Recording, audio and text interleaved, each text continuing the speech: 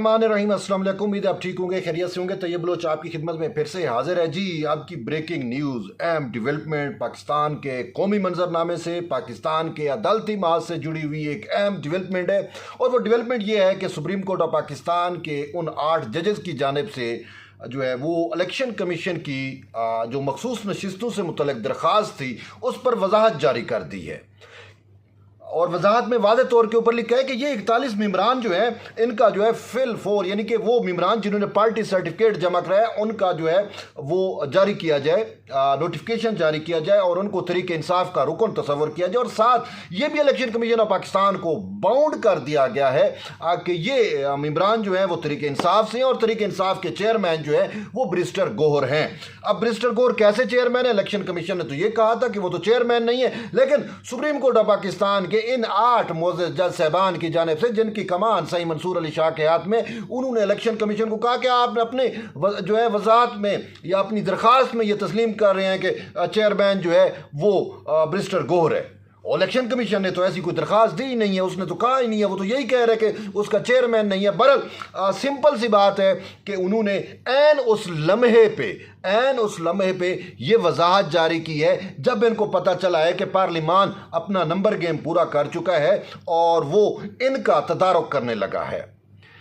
अगर आप मेरा पिछला व्लॉग आपने सुना हो तो आपको पता चल गया होगा कि जो मैंने कहा है कि इन इमरानदार प्रोजेक्ट के जजेस जिनकी कमान अब सही मंसूर अली शाह में है के हाथ में, इनका एक बहुत बड़ा मंसूबा था और वो मंसूबा ये था कि किस तरीके से इमरान खान की सज़ाएं माफ़ करानी है, किस तरीके से उसके मिलिट्री ट्रायल भी अगर होता है तो उसको सिविलियन कोर्ट से हमने बरी कराना है और फिर किस तरीके से उसको जो है वो हम पार्लिमान में लेके आएंगे, उसकी नायली ख़त्म करेंगे और फिर पार्लिमान में तरीके अदम एतमाद जो है वो करा के उसको वोट मैनेज करके देना है और उसको इक़्तिदार में लेना है। ये पूरा बड़ा एक प्लान है, एक मंसूबा है जिसमें जो है वो मुझे शहबाज शरीफ जरदारी ये सब आगे जेल में जाते हुए नजर आते हैं। ये पूरा प्लान जो है इसमें मंसूर अली शाह का बार बार अमेरिका जाना कोई ऐसे आसान बात नहीं है, ठीक है। उसमें ये सारी चीज़ें तयशुदा हैं, तो इसी वजह से अभी तक इन्होंने वजाहत जारी नहीं की थी। अब आके वजाहत जारी की, वजाहत इनको जारी करनी चाहिए थी पार्लिमान के उस कानून से पहले की। बहरहाल अब इन्होंने कहा कि इलेक्शन कमीशन को कॉन्सिक्वेंसेस भी बर्दाश्त करने पड़ेंगे,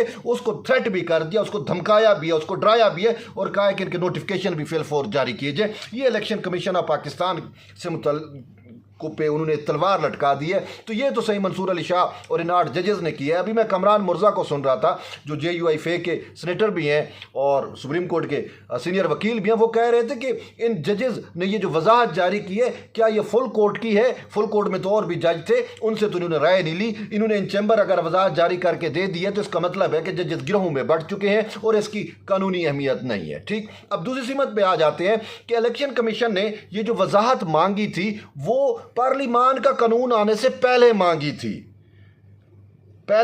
थी। इन्होंने उस टाइम वजाहत नहीं की। जब पार्लिमान का कानून आ गया तो इनका फैसला ऑलरेडी रद्दी की टोकरी में चला गया, गैर मुअस्सर हो गया, नाकाबिल अमल हो गया। तो अब वजाहत जारी करने से कोई फायदा नहीं है, ठीक है। आपने फिर भी बदनीयती, खैर बादियुल नज़र में बदनीयती है और क्या है, तो आप बैठे रहे, अब आके आप जारी कर रहे हैं, चलो मान लेते हैं इसको भी। तो अब दूसरा ये है कि इलेक्शन कमीशन ऑफ पाकिस्तान के ऊपर एक तलवार सुप्रीम कोर्ट की आ गई। अब एक साइड पे पार्लिमान का बनाया हुआ कानून आ गया मखसूस नशिस्तों से मुतल्लिक। अब इलेक्शन कमीशन ने फैसला करना है कि आया वो सुप्रीम कोर्ट को कि फैसले को अहमियत देता है या पार्लिमान के कानून को, क्योंकि पार्लिमान का कानून आ गया तो सुप्रीम कोर्ट का फैसला गैर मुअस्सर हो गया, नाकाबिल अमल हो गया। चलो इस चीज़ को भी छोड़ दें, अब आगे की बात सुने। देखें, जो आप अगर सियासत कर रहे हैं ना तो सियासत करना सियासतदानों का काम है। सही मंसूर अली शाह साहब आपका काम इंसाफ करना है, सियासत नहीं करना। आप इस फैसले में नजरिया ज़रूरत को ईजाद कर रहे हैं, आप इस वजाहत के अंदर क्या कुछ नहीं कर रहे। आइन और कानून की तो एक शिक आप नहीं बता रहे कि किस कानून और किस आइन के तहत आप ये फैसला दे रहे हैं, लेकिन वजाहत आपने जारी कर दी और उस वजाहत में सही जो आपने किया है नजरिया ज़रूरत को भी आपने जिंदा कर दिया है। खुदा की कसम, पाकिस्तान की तारीख के अंदर ऐसे जज, ऐसे मुंशी, यार खुद आप देखें, खुद आप सोचें कि अभी मंसूर अली शाह चीफ जस्टिस नहीं है, अभी ये सीनियर जज है, जुडिशल कूप ये इसने करा दिया। जब ये चीफ जस्टिस ऑफ पाकिस्तान बन जाएगा तो हमारे आइन का क्या असर होगा, हमारी पार्लिमान की सुपरमेसी का क्या होगा। ये कितना बड़ा एम्बिशियस है। हमने एक एम्बिशियस शख्स जो है वो फैज़ को भुगता है, अब ये दूसरा मंसूर अली शाह आ गया है। हम फैज़ को भी भूल जाएंगे जो कुछ ये कर रहा है, और ये करेगा अगर इसका रास्ता ना रोका गया। ये पार्लिमान के पास यही टाइम है, आप कर गुजरो, नतायज देखे जाएंगे। इनकी फिक्र ना करो। इनकी तो बदनीयती साबित हो गई कि आज जब देख रहे हैं कि पार्लिमान में आइन साजी आ रही है, कानून साजी होगी, आज पैकेज पेश होंगे, ऐन उस वक्त इन्होंने वो जारी कर दिया। क्योंकि तहरीक इंसाफ जो है वो कौमी असम्बली में क्या कर रही है, तहरीक इंसाफ को शक है कि हमारे मेंबरान जो है वो वोट ना दें। वो जो है वो 63A जिस पे सही मंसूर अली शाह का बेंच बना था, और उसमें ये कहा गया था कि जस्टिस मुनीब अख्तर ने आइन को रिराइट करके 63A की गलत डेफिनेशन की है, जिसमें उसने कि मेंबरान जो है वो वोट पार्टी पॉलिसी के खिलाफ नहीं दे सकते, उसकी उसने गलत तशरीह करके जो है उनका वोट भी शुमार भाई नहीं होगा। ये सारा कुछ करके उन्होंने जो है वो उस पर बेंच बनाया। मंसूर अली शाह ने उसकी समाअत करनी थी, मंसूर अली शाह भाग गया, समाअत ही नहीं की, अमेरिका चला गया, उधर चला गया, समाअत नहीं की। छुट्टियां हैं भाई, अगर पहले कर लेते तो अब मामला डिफरेंट होते। लेकिन तहरीक इंसाफ ने वही 63A से मुतल्लिक मुनीब अख्तर का फैसला जो है वो लफ किया, और तमाम अपने अरकान को वो फैसला बांटा कि खबरदार आपने वोट नहीं देना, आप वोट दोगे ये सुप्रीम कोर्ट का फैसला है, आप नाअहल हो जाओगे। लेकिन मज़े की बात यह है, जो मैं कह रहा था, सियासतदानों ने जो सियासत करनी है तो वो उनका काम है, और वो जिस तरीके से कर रहे हैं। अब ये जो 41 मेंबरान है ना, इनमें 3 से 4 मेंबरान ऐसे हैं जिन्होंने सर्टिफिकेट भी जमा नहीं कराए, और वो मुतवक्के तौर पे वोट दे सकते हैं। उन पे ना तलवार लटकेगी, क्योंकि वो तो आज़ाद तस्वर होंगे ना, क्योंकि उनके इलेक्शन कमीशन के पास सर्टिफिकेट ही नहीं है। उन्होंने इलेक्शन कमीशन में ये सर्टिफिकेट जमा नहीं कराया कि हमारा तल्लुक पाकिस्तान तहरीक इंसाफ से है। मंसूर अली शाह की सारी काविशें, अतर मिनल्लाह की, मुनीब अख्तर की सारी काविशें गारत जाएंगी अगर उन 4 या 3 अरकान कौमी असम्बली जो है उनने वोट दे दिया। तो बात यह है कि आपकी चीज़ें नज़र आ रही हैं कि आप किस तरीके से चीज़ों को देख रहे हो। तो जिन्होंने सियासत करनी है वो आपसे सियासत में पहुंचे हुए हैं।